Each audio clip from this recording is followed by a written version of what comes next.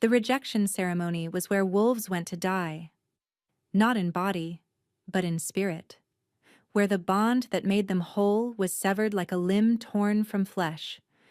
And as Sorrel stood on the platform before her entire pack, her fated mate's words still ringing in her ears, she understood that everything she had ever been was ending. I, Stellan of Thornwood, reject you. 7 words. That was all it took to destroy 23 years of hoping, of believing, of surviving. But the cruelest part was not the rejection itself. It was watching him turn to her half-sister Delphine, beautiful, golden, perfect Delphine, and declare her his chosen Luna instead. The pack whispered. They always did. They called Sorrel cursed, said she had been born wrong, marked wrong, fated wrong. Perhaps they were right. Then the doors of the great hall shattered open, and a presence rolled through that silenced every voice, stopped every heart. Alpha Theron of Blackmoor, the Cold King, the wolf that rival packs spoke of in hushed warnings. He walked past Stellan without a glance, past Delphine without acknowledgement, and stopped directly before Sorrel. I claim her, he said. Chaos erupted, but Sorrel heard nothing beyond the thundering of her own pulse. He would take her. He would protect her. He would make her his Luna. But he warned her from the very first moment. He would never, ever love her. Neither of them understood how impossible that vow would be. The great hall of Thornwood Pack had never felt so suffocating. Sorrel stood on the raised platform at the center of the room, her hands clasped before her, her spine straight despite the trembling in her bones. She had dressed carefully this morning, her finest gown, her mother's silver comb in her hair. She had believed, foolishly, desperately, that today would be the day Stellan finally claimed her publicly. They were fated mates. The bond had snapped into place on her 18th birthday, a thread of golden warmth connecting her soul to his. 5 years she had waited for him to acknowledge it. 5 years of patience, of quiet devotion, of telling herself that his hesitation meant nothing. She had been so terribly wrong. I, Stellan of Thornwood, reject you, Sorrel of the Ashwood line, as my fated mate. The words hit her like a blade to the chest. Sorrel gasped, her hand flying to her heart as the bond stretched taut, then began to fray. Pain lanced through her, white-hot and blinding. She staggered but did not fall. She would not give them that satisfaction. The hall erupted in whispers. 300 wolves watched her humiliation, their eyes gleaming with everything from pity to satisfaction. Near the front, her stepmother Vespera smiled, a small, secret curve of her painted lips. Furthermore, Stellan continued, his voice carrying over the murmurs, I claim Delphine of the Ashwood line as my chosen mate and future Luna of Thornwood. Delphine stepped forward, radiant in white silk, her golden hair cascading down her back like sunlight made solid. She did not look at Sorrel. She did not need to. Her victory was complete. Sorrel's half-sister, her stepmother's true daughter, the girl who had everything Sorrel had ever wanted. And now, the man she had loved since she first understood what love meant.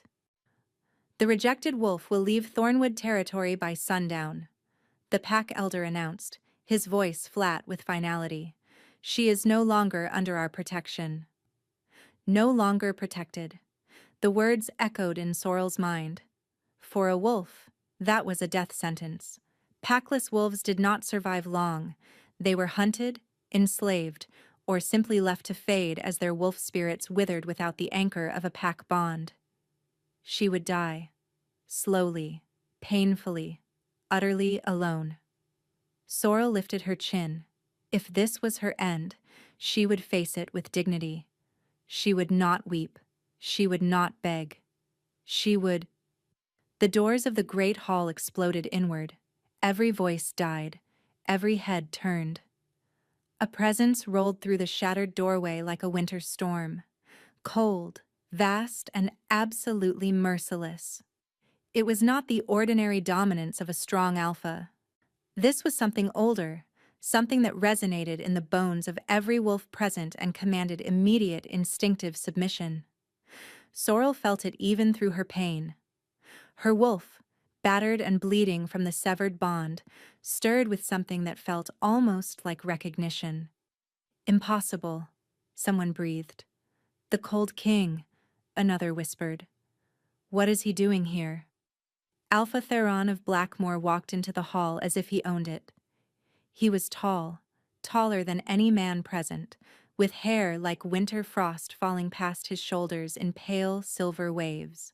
His features were carved from ice and shadow, sharp cheekbones, a jaw that could cut glass, and eyes the pale silver of frozen lakes.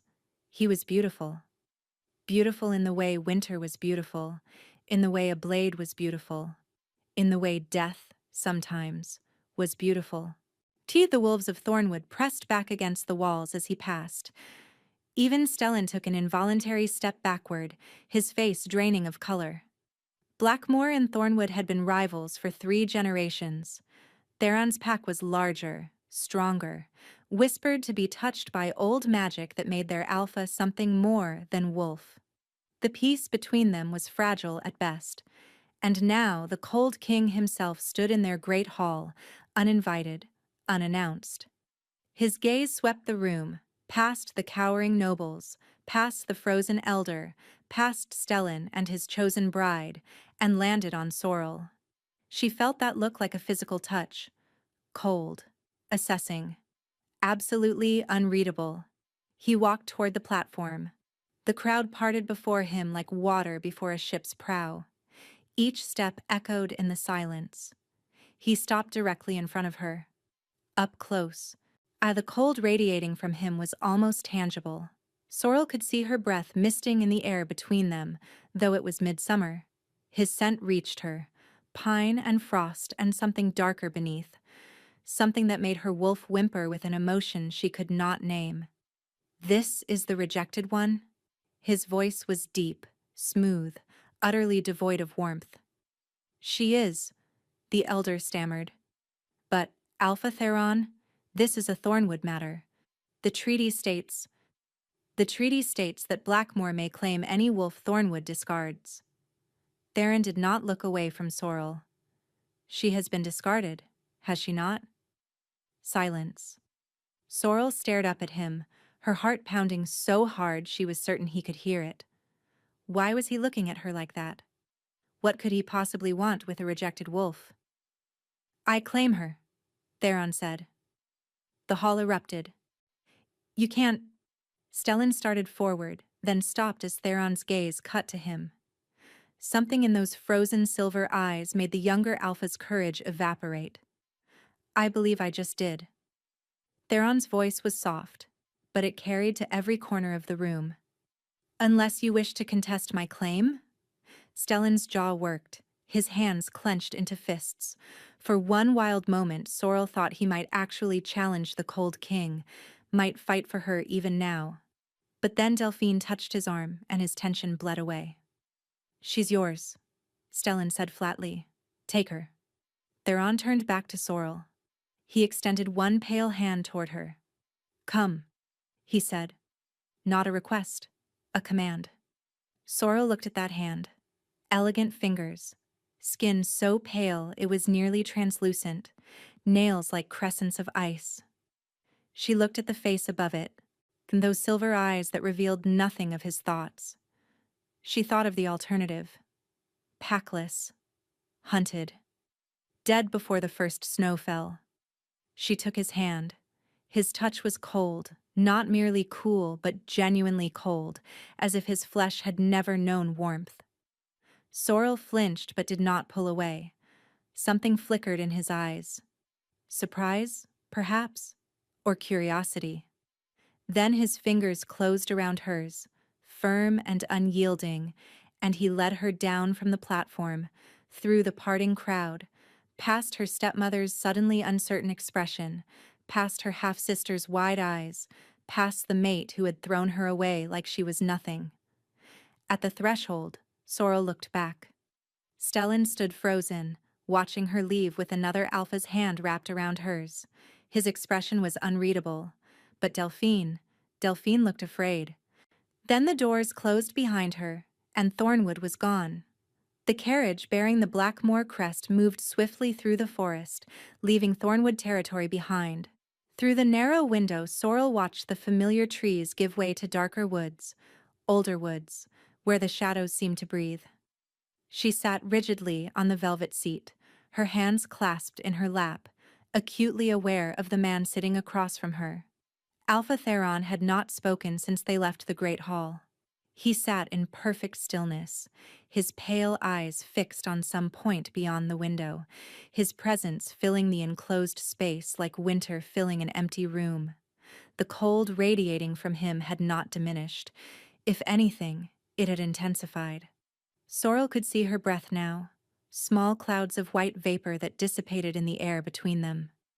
"You're shivering," he said. Sorrel startled at the sound of his voice. "I'm fine, Alpha." "You're lying." He reached into a compartment beside him and withdrew a thick fur cloak, tossing it across the carriage to her. "Wear it. I won't have my new Luna arriving at Blackmore looking half frozen." "Your new Luna!" The words struck her with the force of a physical blow. "Alpha Theron," she said carefully, pulling the cloak around her shoulders. It was warm, impossibly warm, as if it contained summer itself. "I don't understand. Why would you claim me?" "Does it matter?" "Yes." The word came out stronger than she intended. "It matters to me." For the first time, he looked at her directly. His gaze swept over her face, cataloging her features with the detachment of someone examining merchandise. "You were rejected," he said, "publicly humiliated, cast aside like refuse. Your own pack threw you away, and your fated mate chose your sister over you." He paused. "And yet, you did not weep. You did not beg. You stood there with your chin raised and your spine straight, preparing to walk to your death with dignity." Sorrel said nothing. "I have use for that kind of strength," Theron continued. "Blackmore needs a Luna. I need a mate who will bear my heirs. You need protection, position, a pack to anchor your wolf before she fades entirely." His head tilted slightly. "It's a practical arrangement. Nothing more. Practical." The word should have stung, but somehow it didn't. After years of Stellan's empty promises and tender lies, there was something almost refreshing about Theron's cold honesty. "What are your terms?" she asked. A flicker of something, approval, perhaps, crossed his features before vanishing. "You will be Luna of Blackmore in title and function. You will manage my household, attend official functions at my side, and fulfill the duties expected of an alpha's mate." He paused, and his voice dropped lower. "You will give me children, heirs to continue my line." Sorrel's throat tightened, but she nodded. "And in return?" "In return, you will have my protection, my name, my resources. You will want for nothing material for the rest of your life." It sounded too good to be true. Too simple. There had to be more. "What about the bond?" she asked quietly. "The claiming mark? If I am to be your Luna, there will be no full claiming." The statement hung in the cold air between them, flat and final. Sorrel blinked. "I don't understand. Without a claiming mark, I won't be recognized as your true mate. Your pack will see me as merely a... My pack will see you as whatever I tell them to see." His voice cut through her objection like a blade through silk. "I will mark you enough to satisfy tradition. A surface bond. Nothing deeper." "Why?" The question escaped before she could stop it. Theron's jaw tightened almost imperceptibly. "Because I do not form deep bonds," he said. "I do not love. I will not love you. This marriage will be contractual, functional, and utterly devoid of romantic attachment." His eyes met hers, cold and unyielding. "If you cannot accept that, Speak now. I will return you to the border and you can take your chances with the wilderness. Sorrel studied him in the dim light of the carriage. His face revealed nothing, no cruelty, no warmth, no desire to hurt. He was simply stating facts, laying out the terms of their arrangement with the same detachment one might use to negotiate a trade agreement. She thought of Stellan's passionate declarations, his promises of forever, his sweet words that had turned to ash and rejection. She thought of her stepmother's cold smile, of Delphine's triumphant eyes. She thought of dying alone in the forest, her wolf spirit withering to nothing. I accept your terms, Sorrel said. Theron nodded once, as if he had expected nothing less. We arrive at Blackmoor within the hour. You will be given chambers, attendants, whatever you require. He turned back to the window, dismissing her. The ceremony will take place in 3 days. After that, you will be my Luna. Sorrel pulled the fur cloak tighter around her shoulders, its warmth a strange contrast to the man who had given it. Cold over cruelty, she thought. I'll choose cold every time. But as the carriage carried her deeper into Blackmoor territory, she could not shake the feeling that she was missing something. Some piece of the puzzle that would explain why a powerful alpha would claim a rejected wolf he had never met, why he would offer her everything except the one thing mates were supposed to share. The shadows outside grew longer, and somewhere deep in her chest, in the hollow space where her bond with Stellan had been torn away, something stirred. Something that felt almost like awakening. 3 days had passed since Sorrel's arrival at Blackmoor, and the morning of her binding ceremony had finally come.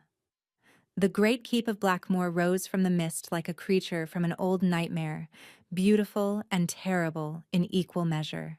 These stone towers clawed at the gray sky, their spires wreathed in perpetual fog. The walls were black granite, veined with silver that seemed to pulse faintly in the dim light. And everywhere, everywhere was cold. Sorrel had never felt anything like it. Even wrapped in the enchanted fur cloak, she could feel the chill seeping into her bones as she walked through the corridors toward the formal hall. The past 3 days had been a blur of preparations. Servants had measured her for gowns, shown her the Luna's chambers, and explained the protocols she would need to follow. They were efficient, but distant. Curious about the rejected wolf their alpha had claimed, but unwilling to show warmth until she had proven herself. This morning, everything would change. But first, there was an unexpected complication. Alpha! A steward had approached Theron as they walked toward the ceremony chamber. There is a matter requiring your attention. Visitors arrived an hour ago from Thornwood. They claim it is urgent. Theron went very still. Who? Lady Vespera, the steward said, and Lord Stellan's representative. They are waiting in the formal hall. Something cold and dangerous flickered across Theron's face before his expression smoothed to blankness. How interesting, he murmured. My enemies have followed me home. Sorrel's stomach dropped. Her stepmother was here. Already. Why? To sabotage the arrangement? To reveal whatever she thought Sorrel was hiding? Come. Theron's hand closed around her elbow, cold, firm, inescapable. You will stand beside me for this. Alpha, You are to be my Luna. You will begin as you intend to continue. His voice allowed no argument. With me, at my side, facing whatever comes. They walked through the keep together, Sorrel's heart pounding against her ribs. The corridors were vast and shadowed, lit by torches that burned with blue-white flames instead of orange. Tapestries lined the walls, depicting battles and wolves, and scenes she did not recognize, and everywhere, that unnatural cold. The formal hall doors opened before them. Lady Vespera stood near the center of the room, elegant in dove-gray silk, her silver-streaked hair coiled elaborately atop her head. Beside her was a young man in Thornwood colors, Stellan's cousin, Sorrel realized, a diplomatic envoy. Her stepmother's eyes found her immediately, and something ugly flashed through them before being hidden behind a gracious smile. "Alpha Theron," Vespera said, dipping into a curtsy. "How generous of you to receive us so quickly. I was not aware our packs were on receiving terms." Theron released Sorrel's arm and moved to the raised seat at the head of the hall. Not quite a throne, but close enough. "You may speak. Briefly." Vespera's smile remained fixed. "We come with concerns, Alpha. About the wolf you have claimed. My future Luna is not your concern. With respect, she is." Vespera's voice hardened slightly. "That girl was rejected for good reason. There are things about her bloodline, her nature, that you are not aware of. Things that could bring danger to your pack if left unaddressed." Sorrel felt the blood drain from her face. She doesn't know, Sorrel thought desperately. She suspects, but she doesn't know. She can't know.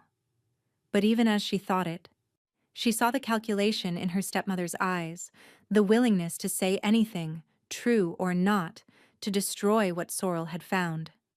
"Is that so?" Theron's voice betrayed nothing. "And what exactly is this nature you speak of?" "She is cursed."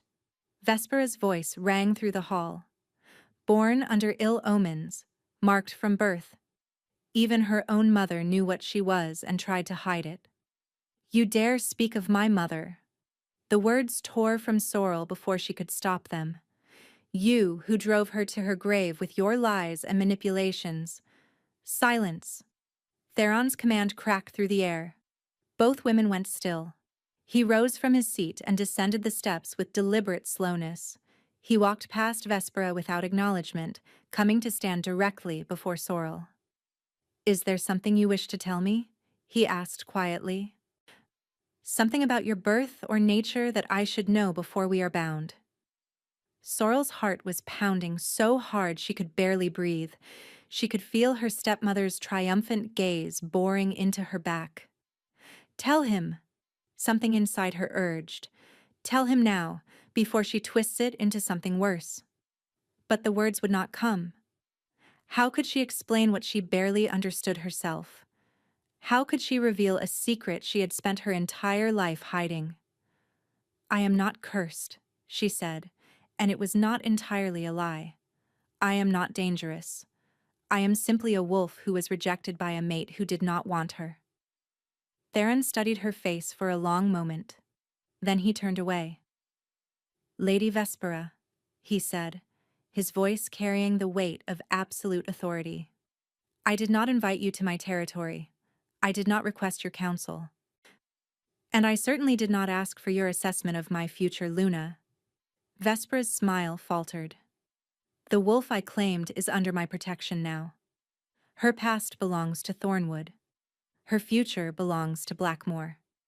He paused, and when he spoke again, his voice had dropped to something soft and infinitely dangerous. "If you speak ill of her in my presence again, I will consider it an act of war." The color drained from Vespera's face. "You have until sundown to leave my territory," Theron continued. "I suggest you do not test whether I mean what I say." He turned his back on her, a deliberate insult, and extended his hand to Sorrel.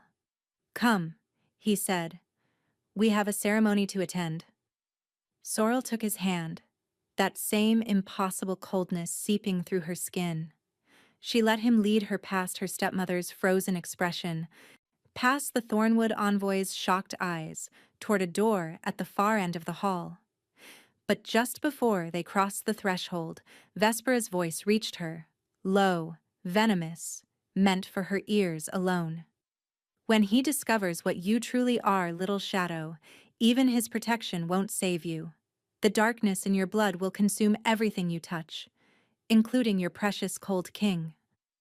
The door closed behind them. Sorrel's hand was shaking, and deep in the hollow of her chest, where something had stirred in the carriage, she felt it move again, unfurling like a creature waking from a long sleep. Something dark, something ancient, something that frightened her far more than her stepmother's threats ever could. The contract ceremony was held in the heart of Blackmore Keep, in a circular chamber carved from the same black granite as the walls. Silver runes lined the floor in concentric patterns, pulsing faintly with old magic. Sorrel stood at the center, dressed in a gown of midnight blue that the servants had provided. It was finer than anything she had ever worn, silk that moved like water, embroidered with silver thread that caught the light of the blue-white torches. She felt like an imposter. The Blackmore pack had gathered to witness the binding. They filled the curved benches that rose in tiers around the chamber, hundreds of wolves watching her with expressions ranging from curiosity to suspicion to outright hostility. She was an outsider, a rejected wolf from a rival pack. No matter what title Theron gave her, she would have to earn their respect, if she lived long enough to do so. Theron entered through a door opposite her, and the chamber fell silent. He wore black, as always, formal attire that emphasized the breadth of his shoulders and the lethal grace of his movements. His pale hair was bound back from his face, revealing the sharp planes of his features. He looked like a king. He looked like a weapon. He looked at her, and Sorrel felt that gaze like ice against her skin. The elder who would perform the ceremony stepped forward, a weathered woman with silver hair and eyes that seemed to see too much. "We gather to witness the binding of Alpha Theron of Blackmore to Sorrel of the Ashwood line," she intoned. "Let any who would contest this union speak now, or hold their peace for all time." Silence stretched through the chamber. Then a voice rang out from the upper tiers. "I contest!" Sorrel's heart stopped. A man rose from the benches, tall, broad-shouldered, with the bearing of a warrior. His dark hair was streaked with gray at the temples, and his eyes burned with barely contained fury. "Commander Caspian," the elder said, her voice neutral. "State your objection." "My objection is simple." Caspian descended the steps, his boots ringing against the stone. "This woman is unknown to us, rejected by her own pack, cast aside by her fated mate." He stopped at the edge of the rune circle, his gaze fixed on Sorrel with undisguised contempt. "And now our Alpha would make her Luna? Would place a stranger above wolves who have served Blackmore for generations?" Murmurs rippled through the crowd. Sorrel saw heads nodding, heard whispers of agreement. "Furthermore," Caspian continued, his voice rising, "there are rumors about this woman, about her bloodline, about what she truly is." He turned to address the crowd. "Should we not know what creature we are welcoming into our midst before we bind her to our Alpha?" The murmurs grew louder. Sorrel could feel the tide of suspicion rising around her, threatening to drown her before she even had a chance to prove herself. She opened her mouth to speak, though she had no idea what she would say, but Theron moved first. He stepped forward, placing himself between Sorrel and Caspian. The temperature in the chamber plummeted. "Commander." Theron's voice was soft, but it carried to every corner of the room. "You have served Blackmore well. Your father served my father. Your grandfather served my grandfather. 3 generations of loyalty." Caspian lifted his chin. "Which is why I speak, Alpha. Out of loyalty." "Loyalty." Theron repeated the word as if tasting it. "And yet, when I claimed this woman, when I declared my intention before the entirety of Thornwood, you said nothing.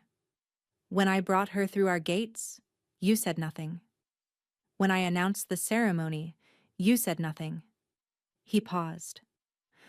"But now, with an audience watching, you choose to speak." The commander's face reddened. "Alpha."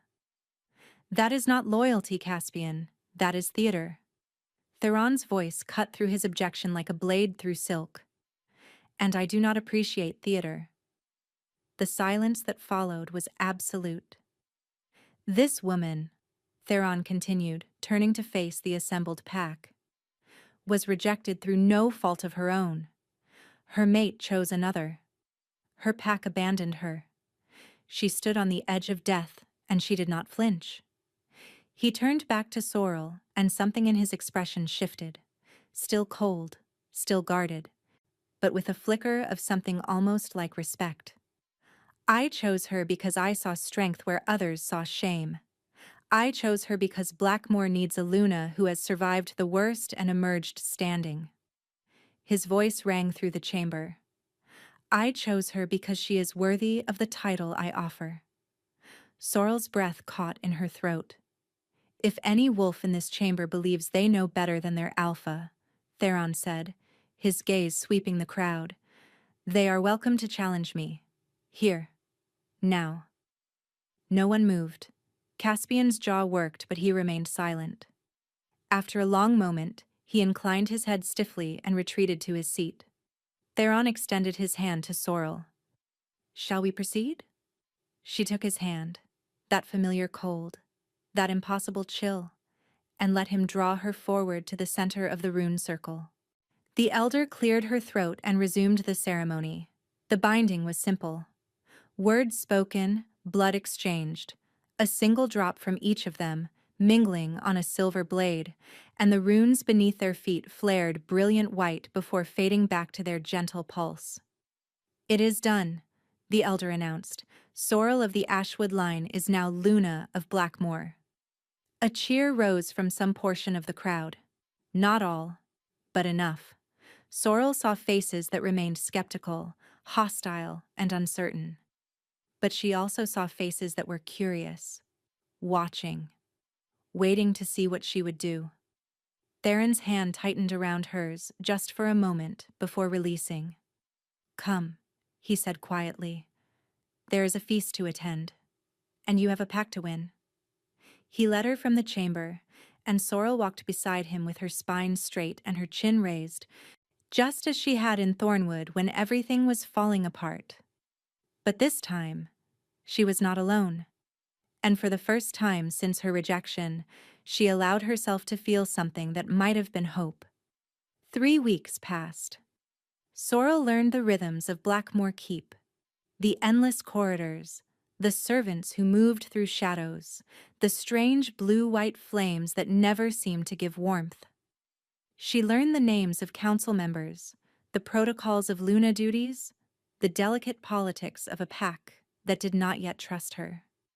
And every night, without fail, Theron came to her chambers. It had begun as duty. The production of heirs, he had called it, a necessary function of their arrangement. He would arrive after moonrise, cloaked in that perpetual cold, and they would fulfill their obligations in darkness. But somewhere along the way, something had shifted. Tonight, Sorrel sat before the fire, a fire that burned with ordinary orange flames, enchanted to combat the unnatural chill of the keep when the knock came. Enter, she called. Theron stepped inside and closed the door behind him. He looked tired tonight, she noticed. There were shadows beneath his pale eyes, a tension in the set of his shoulders. The Thornwood delegation sent another message. He said without preamble, Your stepmother is petitioning for an audience with the High Council. She claims you were taken against your will. Sorrel felt ice that had nothing to do with Theron slide down her spine. That's a lie. I know. He moved to the window, staring out at the mist-shrouded grounds. I've sent documentation of our binding, your verbal consent before witnesses. The letter of pack law that grants me the right to claim any wolf Thornwood rejects. He paused. It should be enough. Should be. Politics are rarely certain. He turned to face her, and the firelight painted strange shadows across his features. She wants you back. Or more accurately, she wants to destroy whatever alliance you might build here. Why? The question burst from Sorrel before she could stop it. I was nothing to her. Nothing to any of them. Why pursue me now? Theron studied her for a long moment. You truly don't know? Know what? He crossed the room and sat in the chair across from her, closer than he usually positioned himself, close enough that she could see the individual shards of silver in his irises. Your mother, he said quietly. What do you know of her bloodline? Sorrel's hands tightened in her lap. She died when I was young. My father remarried quickly. Vespera made certain I learned nothing of my mother's history. Your mother was Ashwood by marriage, but by birth, she was something else entirely. Theron's voice was careful, measured. She came from a line that predates the pack structure as we know it. Wolves that were touched by the old magic, the kind that existed before boundaries and territories, and alphas who ruled by strength alone. Sorrel's heart was pounding. What are you saying? I'm saying that your stepmother has spent 23 years suppressing whatever you inherited from your mother, and I suspect she is terrified of what might happen if you ever discovered the truth. The hollow space in Sorrel's chest, the place where something had stirred in the carriage, where something had moved again when Vespera threatened her, seemed to pulse. You knew, she breathed, when you claimed me. You knew what I might be. I suspected. His gaze did not waver. The old bloodlines are rare. Most believe they died out generations ago. But I have seen enough to know that some things do not disappear simply because we wish them gone. Sorrel rose from her chair, suddenly unable to sit still. She paced toward the fire, feeling its heat against her face. What am I? She asked. What did I inherit? I don't know.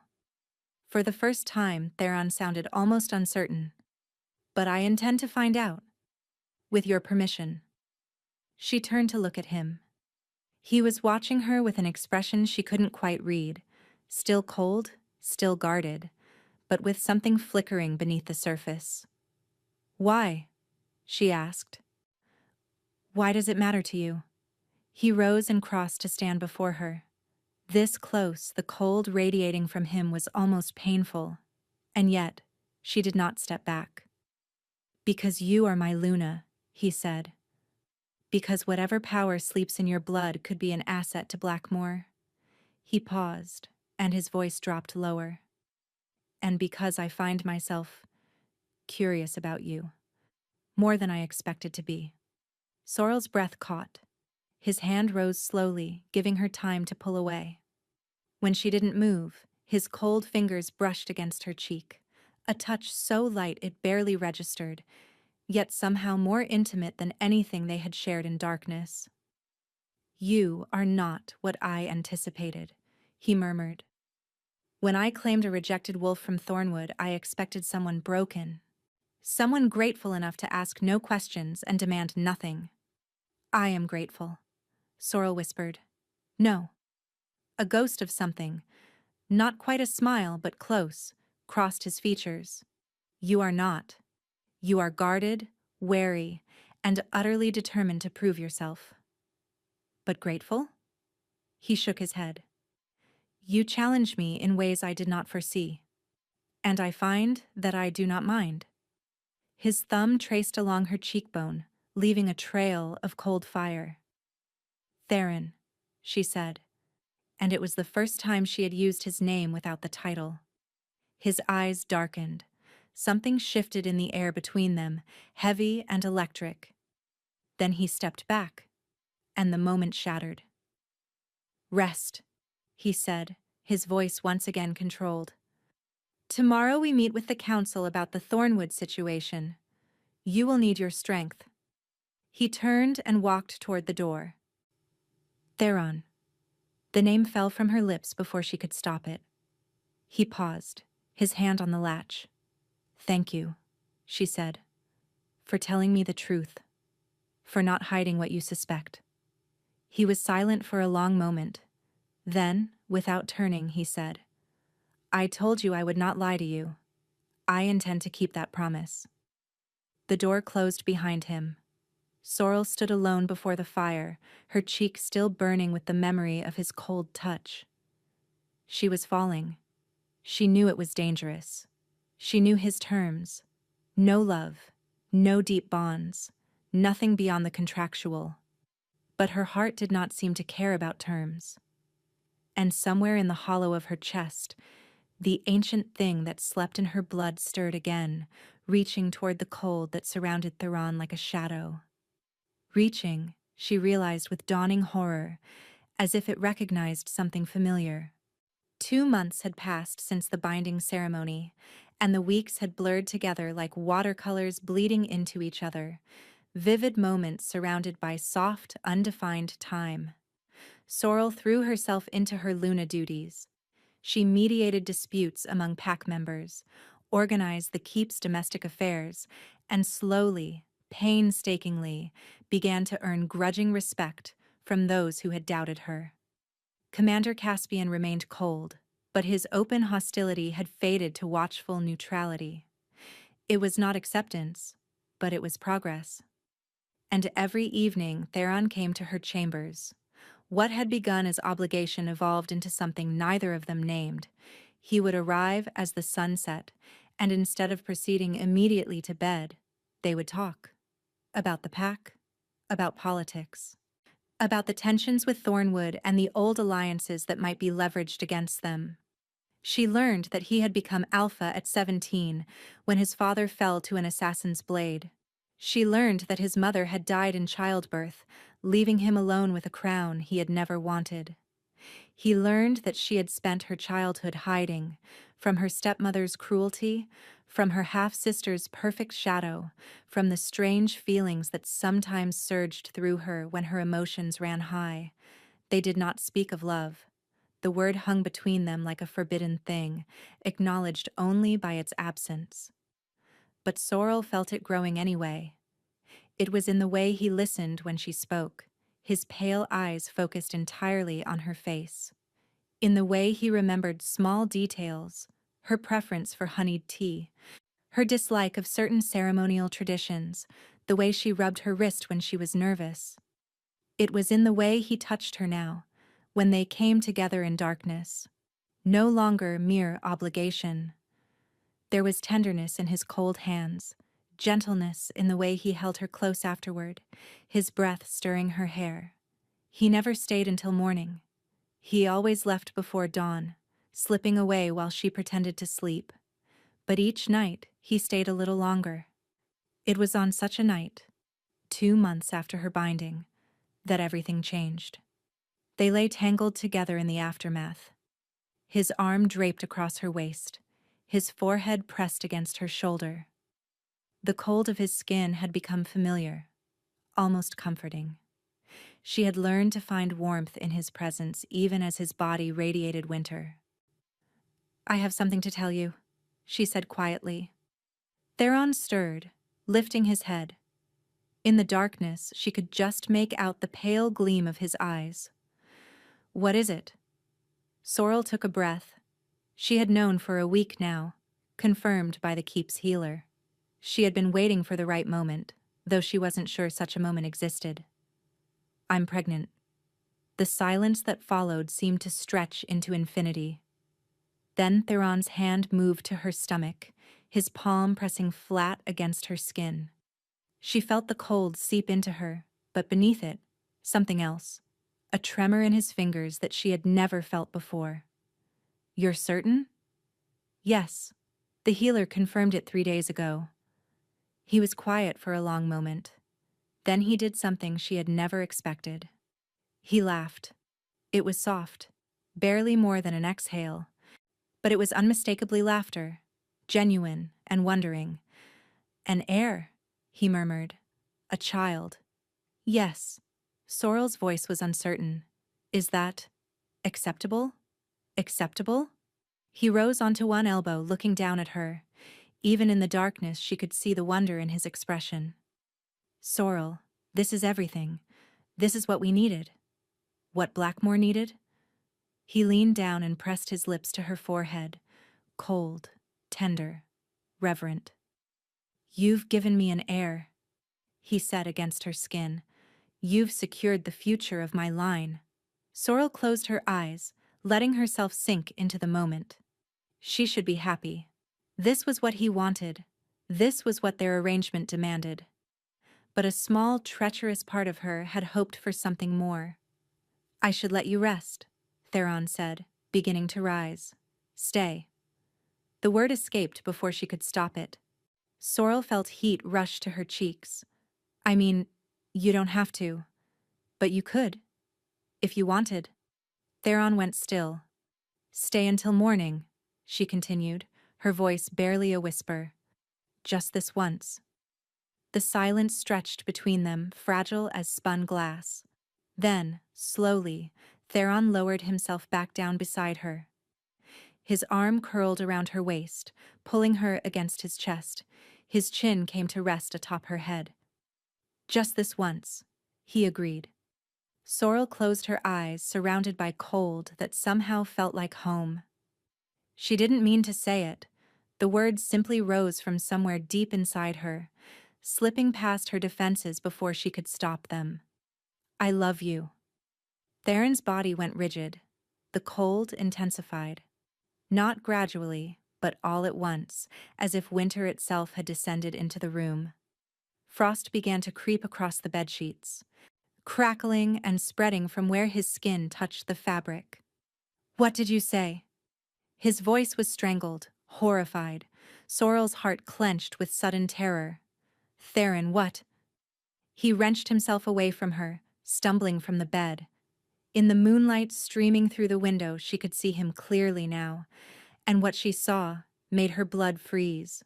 Frost was spreading across his chest, not on his skin, but beneath it. Crystalline patterns blooming from his heart outward, visible through flesh that had turned nearly translucent. No.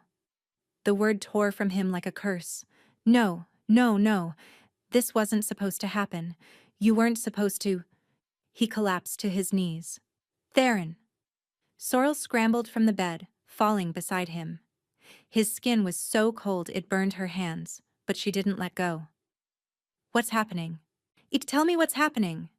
His eyes found hers, and she saw something she had never seen in them before. Fear. There's a curse, he gasped. On my bloodline. Ancient. Unbreakable. Frost crept up his neck, threading toward his jaw. The alphas of Blackmoor cannot love. If we ever truly love someone... What? Sorrel demanded, tears streaming down her face. What happens? We freeze. His voice was fading, his eyes growing distant. From the inside out, our hearts turned to ice. No.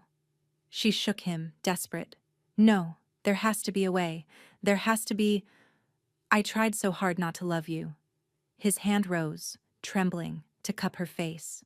His touch was like holding death itself. Cold beyond cold, cold beyond survival. I thought if I kept my distance, if I never let you in... A broken laugh escaped him. But you were so brave, so fierce, so beautiful in ways I didn't know I needed. Theron, please. I love you. The words came out as barely a whisper. I think I loved you from the moment you took my hand in that hall. And now... His eyes rolled back. He collapsed in her arms. Help! Sorrel screamed, her voice tearing through the keep. Someone help me! The Alpha is dying. But even as she screamed, she could feel the cold spreading through him, feel his heart slowing, his breath fading. The man she loved was freezing to death in her arms. And it was all because he had loved her back. The healers came. They brought warming stones and enchanted blankets, and herbs meant to kindle internal fire. None of it worked. Theron lay in the great bed, his skin translucent, and the frost beneath it spreading hour by hour. His breath came in shallow gasps. Each exhale a plume of white mist. His heart beat once, then waited an eternity before beating again. He was dying. Sorrel had not left his side. She sat beside him, holding his frozen hand, watching the ice consume the man she loved. The curse. The impossible, ancient curse that had haunted his bloodline for generations. Every alpha of Blackmoor who dared to love had died the same way, their hearts turning to ice, their bodies becoming monuments to forbidden emotion. There has to be a way, she said, her voice hoarse from hours of pleading with healers, with the council, with anyone who would listen. There has to be something. Commander Caspian stood near the door, his expression grim. Whatever hostility he had harbored towards Sorrel had been set aside in the face of his alpha's impending death. The curse was placed by an ancient witch, he said quietly. Generations ago. Our archives speak of it, but there is no record of a cure. Then we find one. Sorrel's grip tightened on Theron's hand. We find the witch who cast it, or her descendants, or someone who understands the old magic. We do not simply let him die. Luna, Caspian hesitated. There is someone, an oracle who lives in the Hollowlands, at the edge of our territory. She is said to know things that others have forgotten. But the journey is dangerous, and there is no guarantee. Take me to her. You are with child. The Alpha would never... The Alpha is unconscious. Sorrel rose, releasing Theron's hand with aching reluctance. And I am Luna of Blackmoor. And I will not sit here and watch my mate die when there is even the slightest chance of saving him. Caspian studied her for a long moment. Then, slowly, he nodded. I will prepare the horses. The Hollowlands lived up to their name, a desolate stretch of forest where the trees grew twisted and the mist clung to the ground like a living thing. Even in summer, the air was cold here. Sorrel rode in silence, Caspian beside her, 2 other guards trailing behind. Her hand rested on her stomach, where a new life was growing, a life that might never know its father if she failed. The oracle's dwelling was a cave carved into the side of a hill, its entrance marked by runes that glowed faintly in the perpetual twilight. An old woman waited at the threshold, her eyes milky with blindness but somehow seeing everything. The Luna of Blackmoor, the oracle said before Sorrel could speak. Come to save her frozen king. Sorrel dismounted. You know why I'm here. I know many things. The oracle smiled, revealing teeth that were too sharp, too numerous. I know what sleeps in your blood. I know what curse grips your mate. And I know that one cannot be broken without the other being awakened. Sorrel's heart clenched. What do you mean? The oracle beckoned her forward. Come inside, child of the old blood. Let me show you what your stepmother tried so desperately to hide. The cave was larger than it appeared from outside, its walls covered in paintings that seemed to move in the flickering torchlight. Sorrel followed the oracle deeper, leaving Caspian and the guards at the entrance. The curse on Blackmoor, the oracle said, her voice echoing strangely, was placed by a witch of considerable power. A witch who sought to punish the Alphas for a betrayal so profound that her vengeance would span generations. What betrayal? The first Alpha of Blackmoor loved a witch. Loved her truly, completely. But when his council demanded he take a wolf mate, he abandoned her. Left her to die in the cold, the very cold that now consumes your mate. Sorrel's breath caught. She cursed him for abandoning her. She cursed his entire line. Every Alpha would carry winter in their bones, and if they ever dared to love as she had been loved, and as she had been betrayed, their hearts would freeze. How do I break it? The oracle turned to face her, those blind eyes somehow piercing. The curse was born of fire, betrayed by ice. It can only be broken by fire willingly embracing ice.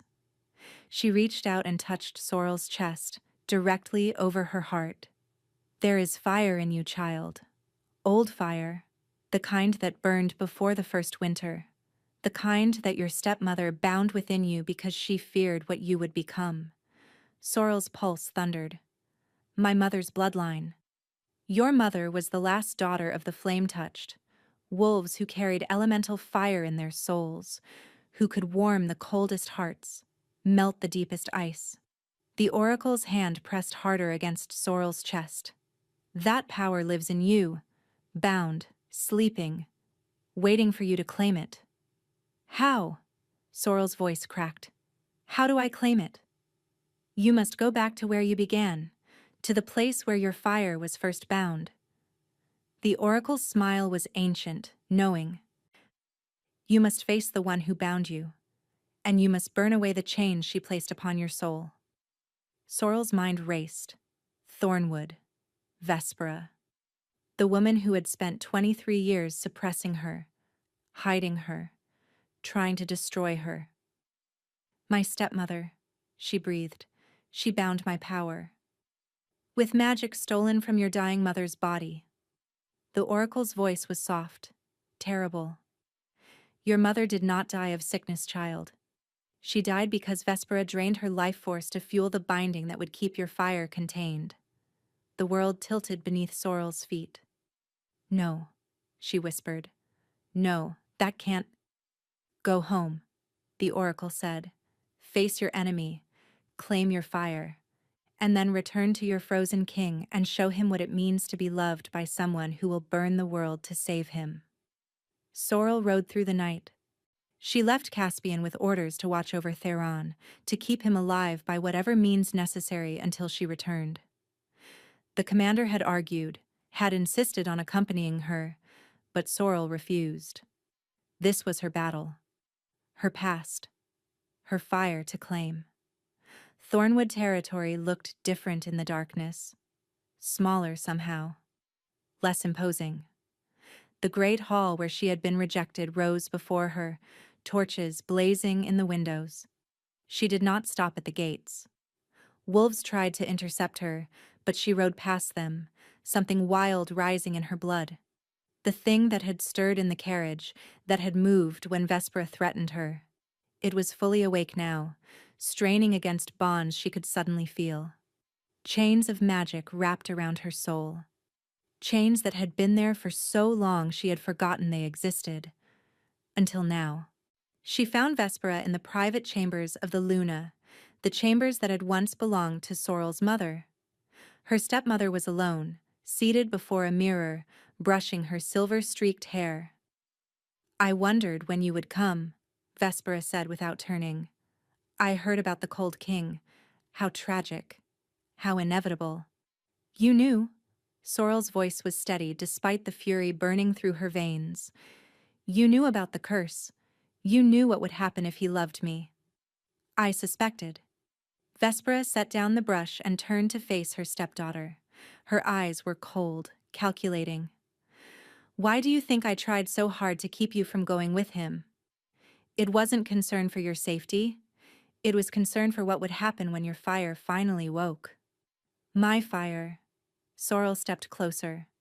The fire you bound, in with magic stolen from my mother as she lay dying. For the first time, something flickered across Vespera's face. Not guilt, something closer to satisfaction. Your mother was weak, she said. She could have been powerful. The flame touched were powerful. But she chose love over ambition, chose your father over her own legacy. Her lip curled. She deserved what she got. She trusted you. And that was her mistake. Vespera rose, her silk gown whispering against the floor. Just as it would be your mistake to think you can come into my territory and threaten me. She raised her hand, and Sorrel felt the chains around her soul tighten, felt her breath catch, her limbs grow heavy. The binding is still mine to control, Vespera hissed. Your mother's life force powers it still, and as long as those chains hold, your precious fire will remain. Sorrel lunged, not with claws, not with teeth, with something deeper, something that had been waiting her entire life to be set free. She grabbed Vespera's wrist, and flame erupted. Not ordinary fire. This was golden, ancient, alive, fire that burned from within Sorrel's very soul, pouring through the cracks in her binding and shattering the chains link by link. Vespera screamed, You cannot. The binding, your mother's magic. My mother gave her life to protect me. Sorrel's voice resonated with power she had never known she possessed. And you corrupted that sacrifice, used it to cage me, control me. The fire blazed brighter, hotter. But I am done being caged. The chains shattered. Power flooded through Sorrel, vast, brilliant, and overwhelming. The fire of her mother's bloodline, finally free. Finally hers. Vespera stumbled backward, her hand blistered where Sorrel had touched her. "You don't know what you've done," she gasped. "The fire will consume you. It will save him." Sorrel stepped forward, flames dancing along her skin like living armor. "And then it will return to deal with you." She turned and walked from the chamber, leaving her stepmother cowering on the floor. Behind her, she heard Vespera's scream of frustrated rage. Ahead, she saw only Blackmore, only Theron, only the man she refused to let die. The ride back to Blackmore was a blur of wind and flame. Sorrel's fire burned beneath her skin, warming her from within even as the night air rushed past. She could feel Theron through some connection she didn't fully understand. Feel his heart slowing, his life fading. "Hold on," she thought desperately. "Hold on for me." She reached the keep at dawn. The guards at the gate stumbled back at the sight of her, wreathed in golden light, her eyes blazing with power that had not walked these lands in generations. "Luna," one of them breathed. "What? Where is he?" "The Alpha's chambers." "But Luna, he—" She was already running. The corridors seemed to blur past her. Servants pressed themselves against the walls, staring at the flaming woman who had once been their reserved, quiet Luna. She burst through the doors of Theron's chambers. He lay exactly as she had left him, frozen, translucent, and barely breathing. The frost had spread to cover nearly his entire body. Only his face remained clear, his features slack and peaceful. Too peaceful. "No." Sorrel crossed to the bed in 3 steps and seized his hand. "No, you don't get to leave. Not now. Not when I've finally—" She poured her fire into him. It hurt. The collision of flame and ice was agonizing, every nerve in her body screaming as her power met his curse. She could feel the ancient magic resisting, fighting to keep its hold on his heart. But Sorrel's fire was older. Older than the curse, older than the betrayal that had spawned it.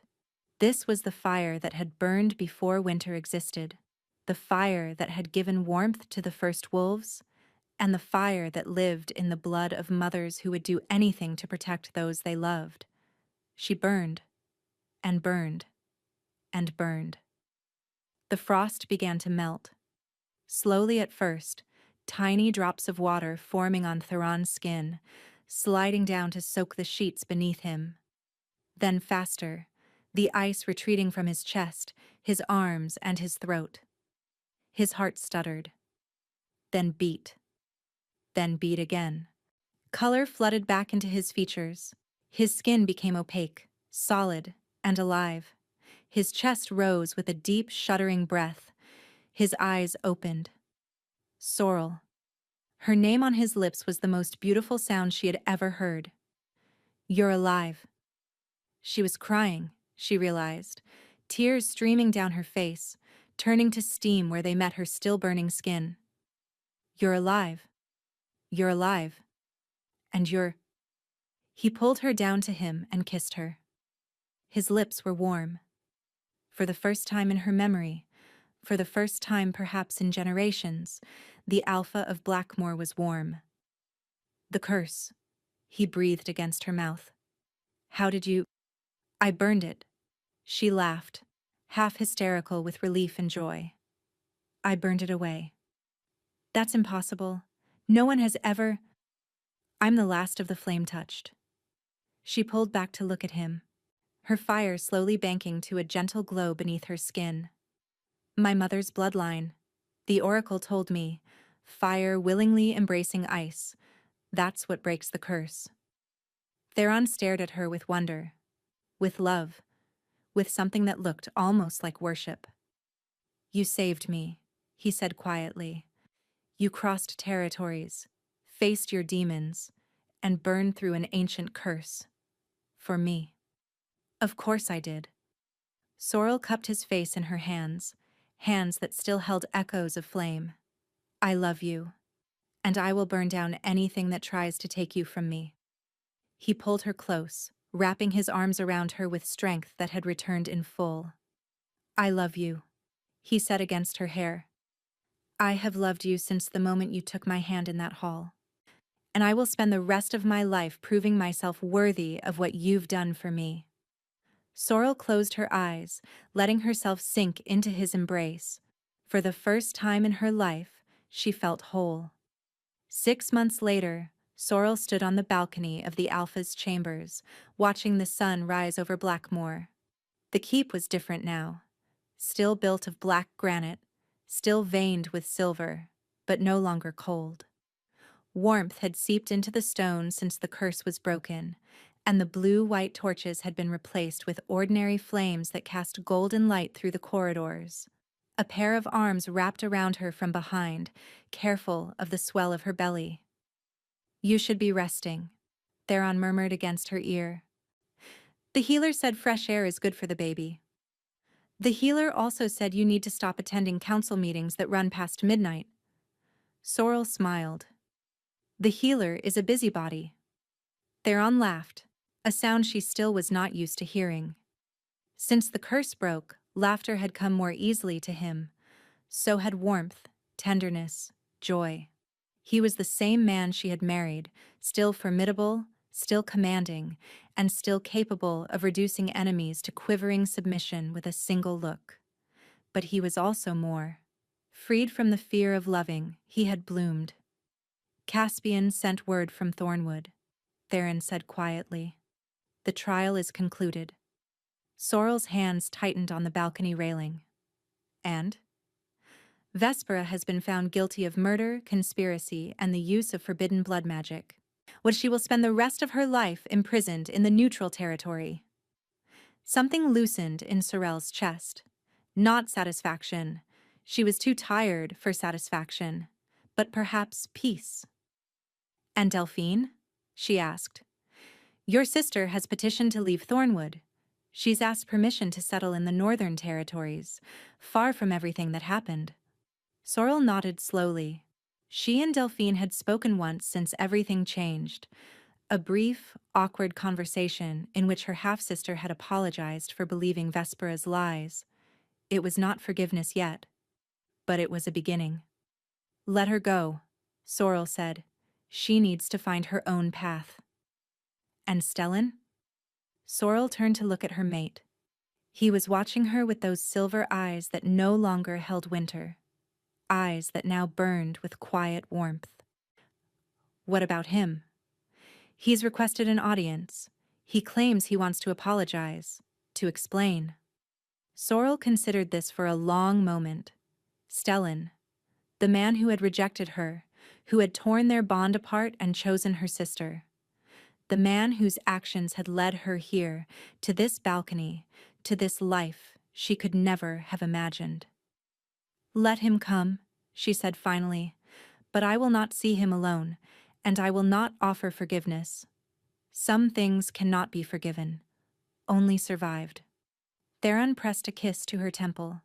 "My fierce Luna." "Your flame-touched Luna," she corrected with a smile. "There's a difference." "Indeed there is." They stood together as the sun climbed higher, painting the mist in shades of gold and rose. Below, the pack was stirring. Wolves going about their morning routines, children racing through the courtyards. Life unfolding in all its ordinary, beautiful complexity. This was her home now. Her pack. Her family. "Do you ever regret it?" Theron asked quietly. "Being claimed by a stranger? Being taken from everything you knew?" Sorrel turned in his arms, facing him fully. She raised one hand to his cheek, feeling the warmth that now lived beneath his skin. "You claimed me when no one else would have me," she said. "You saw strength where others saw shame. You gave me a chance when my own pack threw me away." She rose on her toes and kissed him gently. "I was rejected. I was cast aside. I was told I would never be wanted, never be loved, never be anything more than a burden to be discarded." She pulled back, meeting his gaze with eyes that still held embers of ancient flame.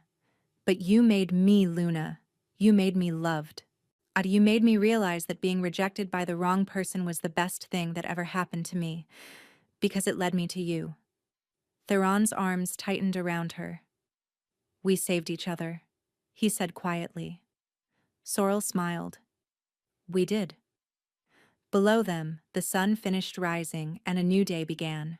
And in the Alpha's chambers, surrounded by warmth that had once seemed impossible, the cold king and his flame-touched Luna held each other close. No longer hiding, no longer afraid, no longer alone. They had been broken. They had been cursed. They had been told that love would destroy them. But love had not destroyed them. Love had set them free. Thank you for listening to this story. If you enjoyed it, please consider subscribing and leaving a comment. Let me know what you thought. I always read your comments, and they mean more than you know.